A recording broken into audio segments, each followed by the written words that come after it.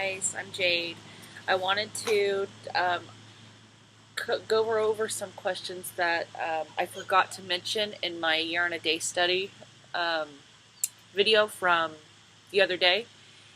And I said I wasn't going to go over video one, or sorry, day one, but then I realized that there were some questions that were asked that I thought were kind of important to document on video. So I'm going to go over those real fast. And the first question, well, first of all, we did this meditation. Basically, you you meditate and you feel like there's roots, and the roots are extending from your body into the earth. And as the roots extend outward, they're supposed to connect with energies or people or objects. And then we had to answer a series of questions regarding that. It stated to do it outside, but I didn't do it outside because it was raining. So I actually just did it in a bath, and I had my working candle lit, and I used sea salt, some sage and lavender essential oils, and I was holding my meditation crystal. I always hold it whenever I have a hard time focusing during a meditation, and it really, really helps. So if you guys have a hard time meditating, crystals, seriously, they really, really help. That and amethyst help as well. Anyways, back to the questions. Number one, in what ways was my connection strong? And it wasn't strong at first because I had a hard time focusing. And I'm sorry if it's loud right now. It's heavy traffic because it's lunch hour. I live kind of on a busy street, so sorry if you can't hear me. I'll speak up. Anyways, my connection wasn't very strong at first, and it didn't get strong until after I had my crystal in my hand, and then it was very vivid. I felt the connection, like the roots, mainly throughout my home and connected with the people in my house. Basically, as I was meditating, I felt the roots come out of me, and they were just gnarled and all over the place around my property, my house, my backyard. Not so much anywhere else. They didn't extend past my house and my surroundings. What do I suspect is the reason for the strong connections? Hang on.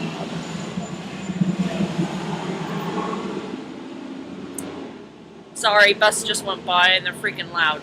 Anyways, hopefully I'm gonna re-listen to this video, and hopefully it's not too loud. Otherwise, I'll just redo it indoors.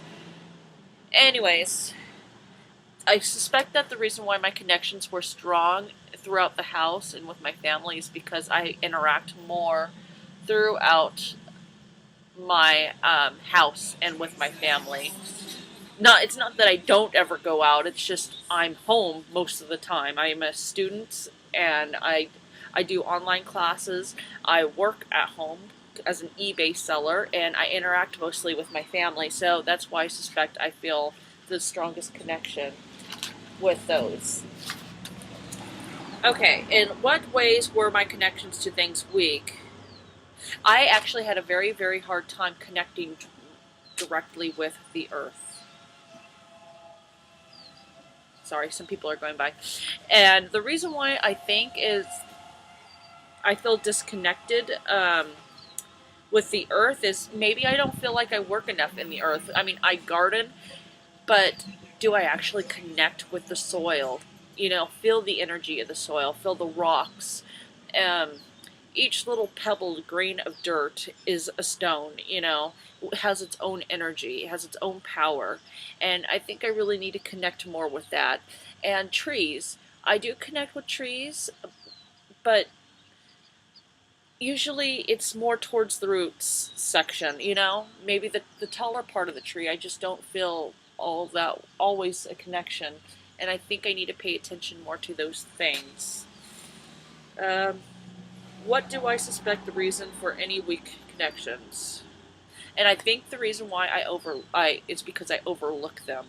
You know, and I think a lot of people do. They just overlook things. They go about their normal lives and, you know, they don't really pay attention to what's in front of them. And I'm trying to make it a point to pay attention to these things, pay attention to these energies, the surroundings. This pine cone, feel the energy of the pine cone, where it came from.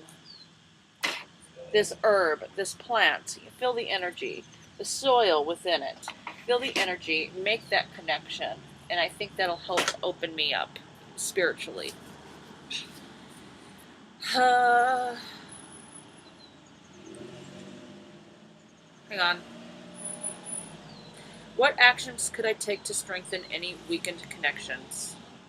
And as I said, I think I need to be consciously aware of these connections. I feel aware of them on a subconscious level, but I don't think I feel aware of them enough on a conscious level and feeling their energy levels. Okay, and so that was for day one. So sorry, we're kind of going backwards, and now we're going to go forward again. And I'm going to discuss the questionings from today, which is day 4 of the Year in the Day training. And if you guys don't know already, the book is it's A Year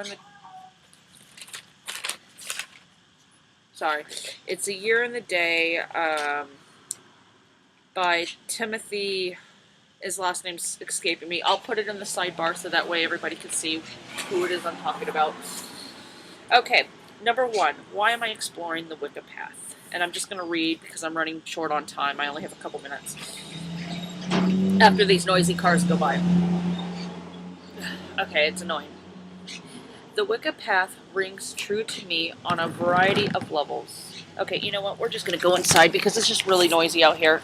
And I'm sorry.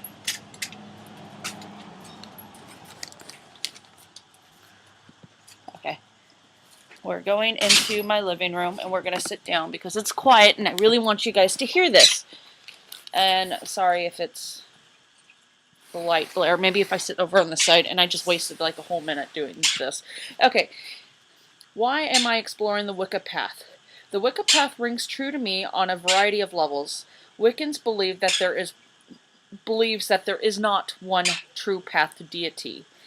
Just like deity is many facets of the whole diamond, the human race is just as complex as well. So I almost feel it's like it's a mirror image, you know? Deity is a diamond with many facets. So is the human race. So why should we view religion so limited, is what I believe. To believe that there is only one true path is to limit one's mind and soul. Deity lives in us. We must listen to our inner gods and goddesses to explore what rings true to our hearts. Wicca will take me far spiritually because Wicca is limitless. What were my previous spiritual paths?